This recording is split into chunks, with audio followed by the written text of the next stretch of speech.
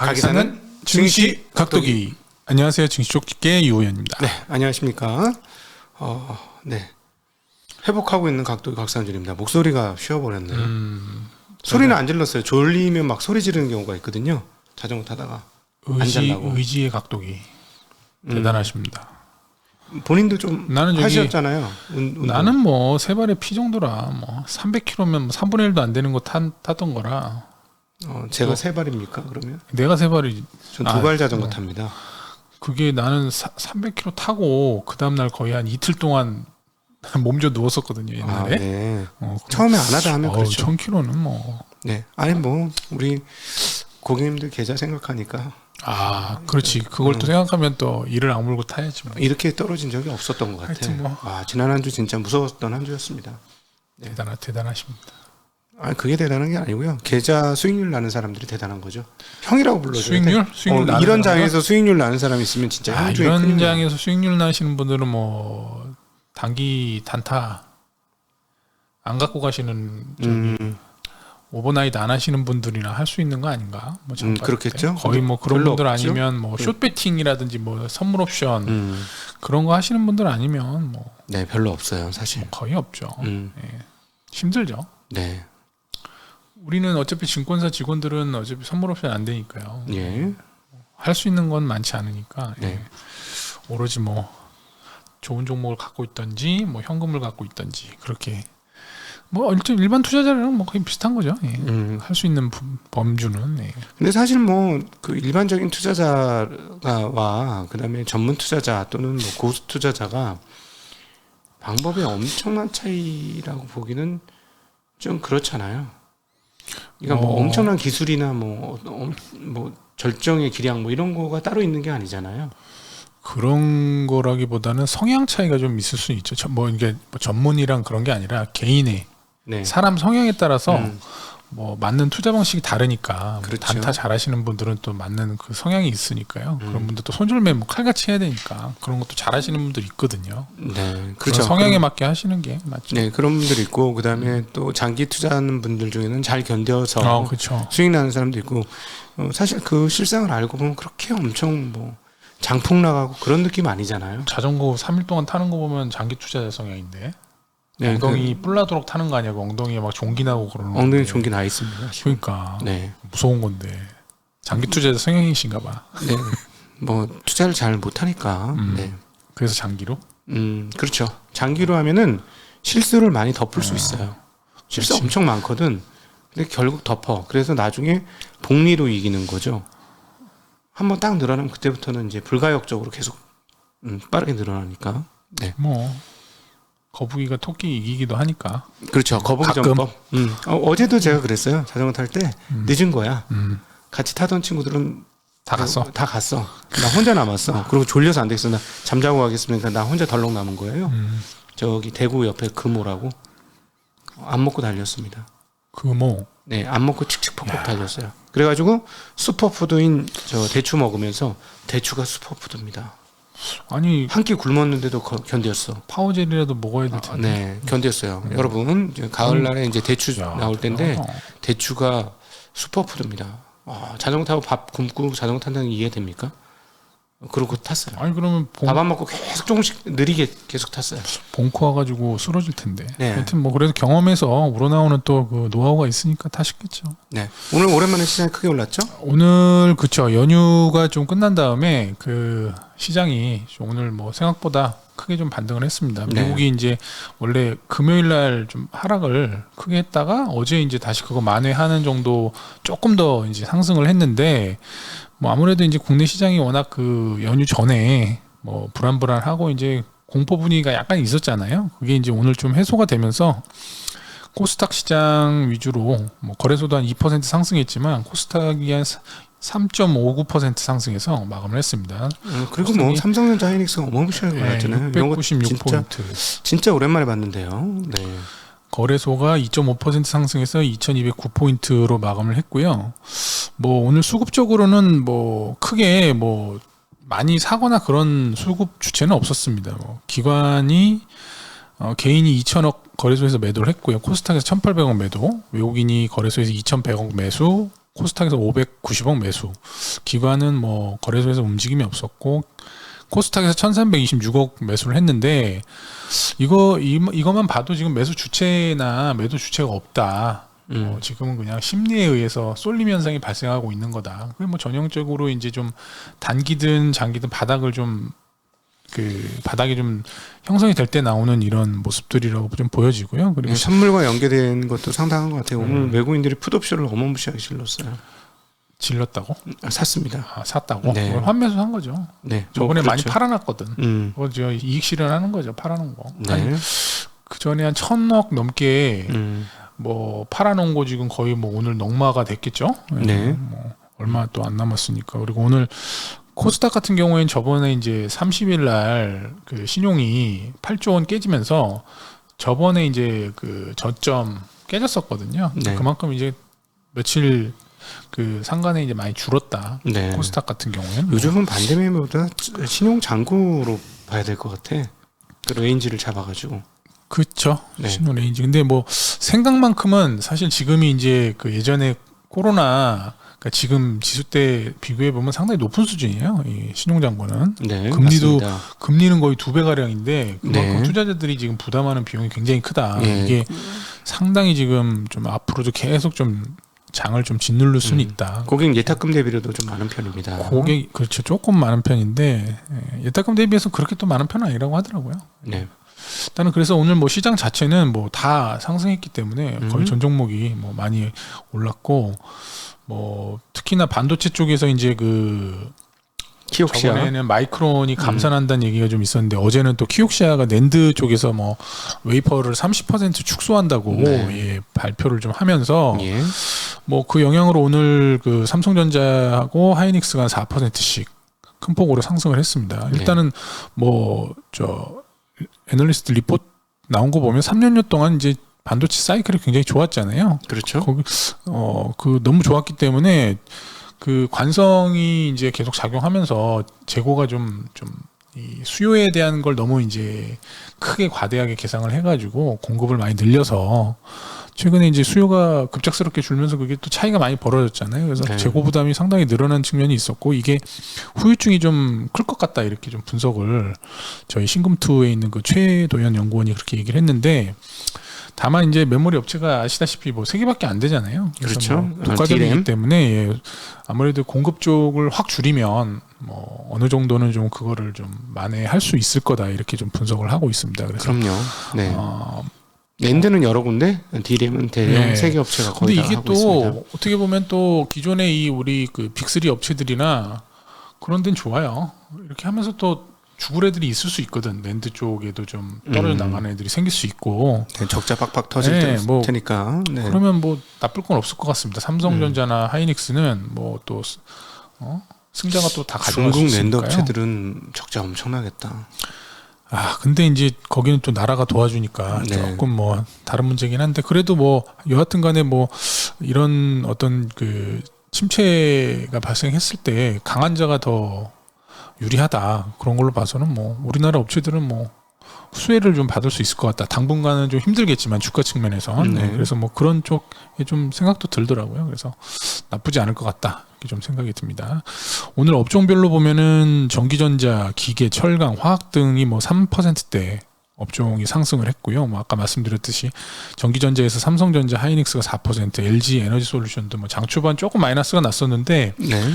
뭐 매수세가 좀 지속 들어오면서 4% 플러스로 마감을 했습니다. 기계 업종이 3%, 두산 에너빌리티 4%, LIG 넥스원이 5% 상승했습니다. 오늘 뭐 방산 쪽 업종들은 다 좋았습니다. 뭐 그 미국에서 우리나라 뭐 무기 4조 원을 구매를 해서 그거를 다시 뭐 폴란드 통해서 뭐 우크라이나에 지원하겠다 뭐 그런 얘기들도 좀 있어서 방산주들은 뭐 좀 반등이 나왔고요. 철강도 포스코홀딩스 5%, 현대제철 5%, 풍산이 8% 정도 상승을 했는데 뭐 일전에 계속 그 포스코가 좀 복구가 좀 느려질 거다 이렇게 얘기가 나오면서 제품가가 지금 상승하고 있어서 뭐 오늘 반등에 좀 네. 계기가 되지 않았나 이렇게 좀 1분기까지 뭐 봐야 됩니다. 가동 제대로 못 한다는데 가격이 네, 올라요. 가격이 지금 오르니까 주가가. 네. 네. 주가는 또 많이 떨어져 있는 상태니까요. 오늘 또 분위기가 또 시장 전체적으로 좋았으니까 뭐 반등이 좀 크게 나온 측면이 있습니다. 그리고 네. 화학업종도 마찬가지로 LG화학 3%, SK이노베이션 7%, 하나솔루션 4%. 뭐 대부분 더 뭐 낙폭과대로 상승했다고 보시면 더 맞을 것 같고요. 하락업종 같은 경우는 이제 서비스 업종. 많이 빠졌어요. 네이버가 이제 9%, 카카오가 와. 1% 하락을 했습니다. 이게 개인 투자에서 제일 많이 갖고 있는 주식인데. 많이 갖고 있죠. 삼성전자, 네이버, 카카오 뭐 이런 네. 거. 예, 그리고 음식료가 소폭 하락 마감했습니다. 오리온이 마이너스 2%, 제일제당 1%, 롯데식품 2%. 뭐 그동안 얘네는 좀 견조했어가지고 조금 차익 매물들이 좀 나왔다 이렇게 보시면 될 것 같습니다.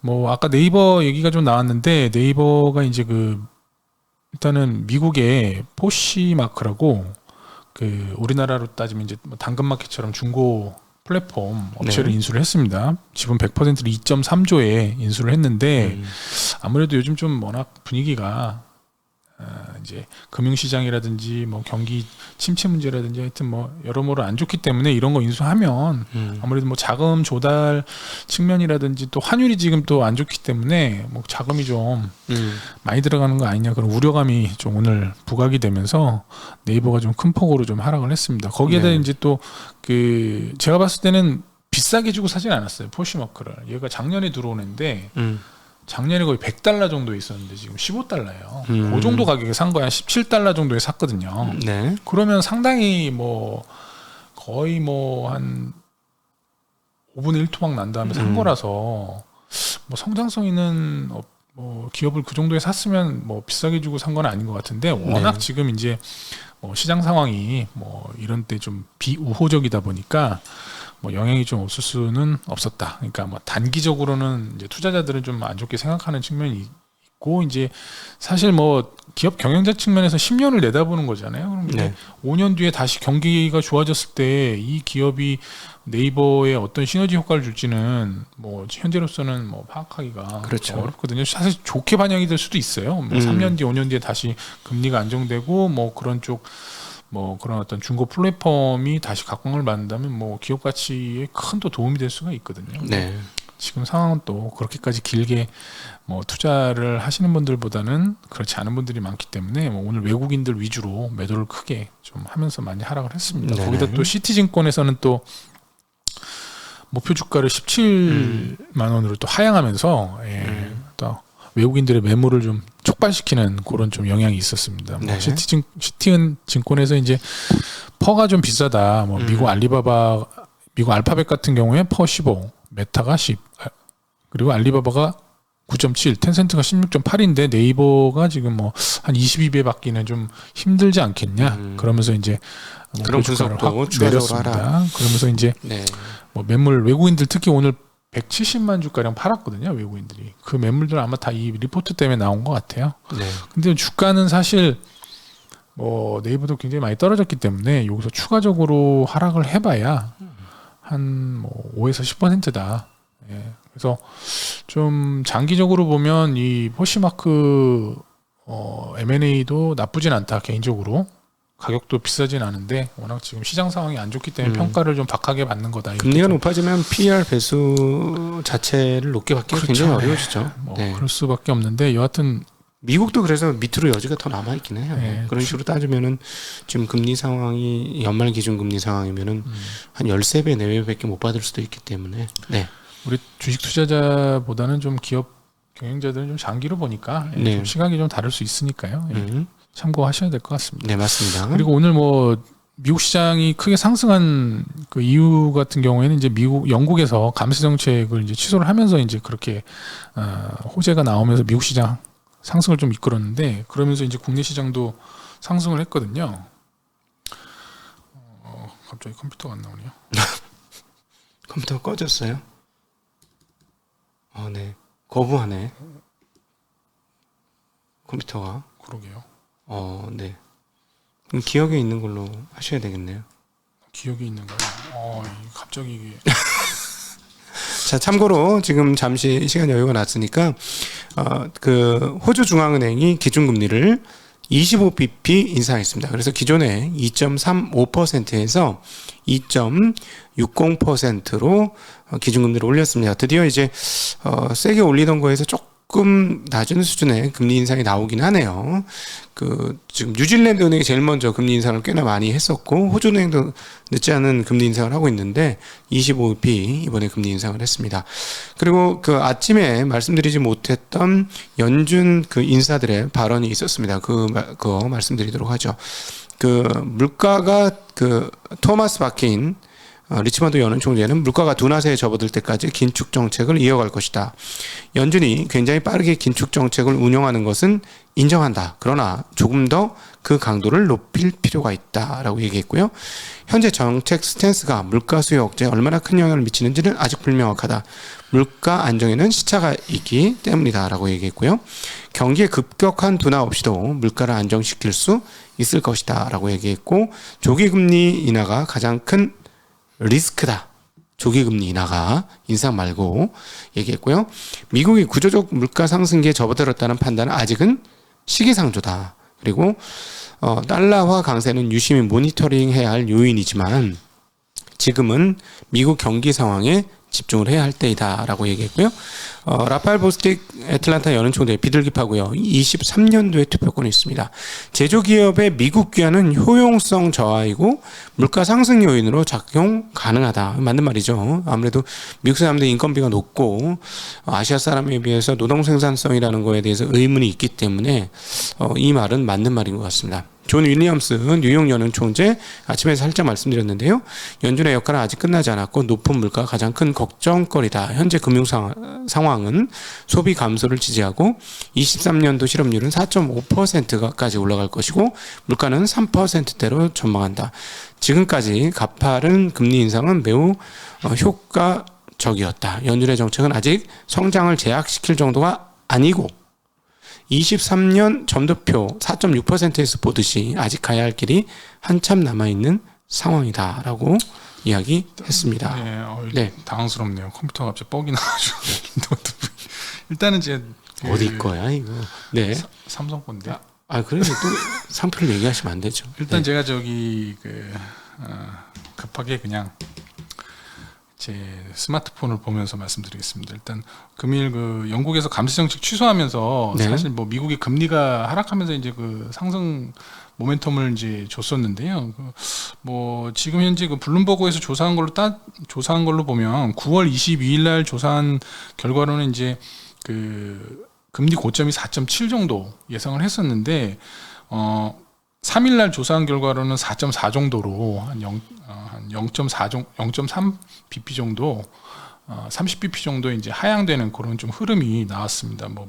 그러면서 이제 차트를 보면은 흐름이 강하게 이제 금리가 상승할 거라기보다는 조금 그게 약화되는 그런 측면이 나왔다. 왜냐하면 위기가 오면 당연히 정책 당국에서는 이제 금리로 대응을 할 수밖에 없기 때문에 지금 그런 기대감이 나오면서 좀 상승을 미국이든 우리나라든 한 거다 이렇게 좀 보시면 만약에 그거라면 약간 근본적인 상승인 거죠?